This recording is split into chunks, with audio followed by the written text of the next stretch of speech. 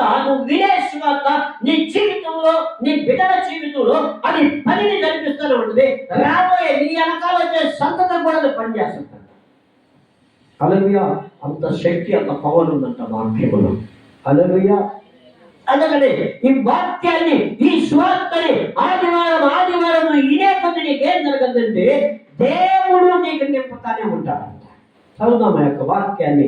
ఎఫెసీయులకు రాసిన పత్రిక 4:10 వచనములో, అప్పుడు ఆయన ఉన్నతానికి పైకి ఎక్కి మళ్ళీ దిగున్నాడు. ఎవరు? పరిశుద్ధాత్మ దేవుడు. ఎందుకంటే నిన్ను నింపాలని.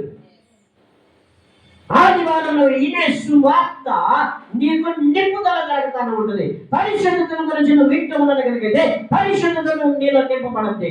ఆశీర్వాదము గురించి నింపబడుతూ ఉండగలిగితే ఆశీర్వాదాలు నింపబడతాయి. హల్లెలూయా. ప్రేమల గురించి సువార్తను వింటూ ఉండగలిగితే ప్రేమ నీలో నింపబడుతూ ఉంటుంది. హల్లెలూయా. ఆ ప్రకారం దేవుడు మాట్లాడే ప్రతి ఒక్క మాటలు కూడా సరే నీలో నింపబడి అది నీకు జరగతానే ఉంటుందంట. హల్లెలూయా. అప్పుడు నువ్వు అడిగిన దానికంటే దేవుడు ఎక్కువ క్రియ చేస్తాడంట. హల్లెలూయా. నువ్వు 10 రూపాయలు అడిగితే ఆయన 10,000 నీ చేతిలో పెడతాడంట.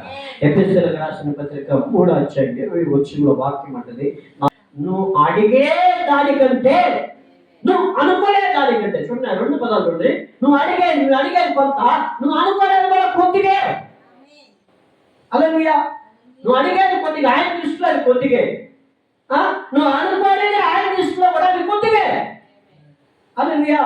కాబట్టి అది కొద్దిగే అయితే అంత ఎక్కువగా క్రియ చేస్తుందండి నీ లోపల, నా లోపల క్రియ చేసి అది ఎక్కువగా ఆయన శక్తి ద్వారా నీకు ఇచ్చేదానికి ఆయన రెడీగా ఉన్నాడంట.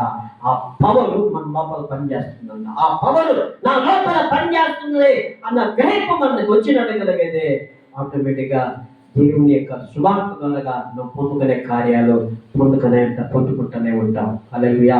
అయితే డబ్బు మనం నడిపించదు, కానీ దేవుని వాక్యమే మనం నడిపిస్తుంది. హల్లెలూయా.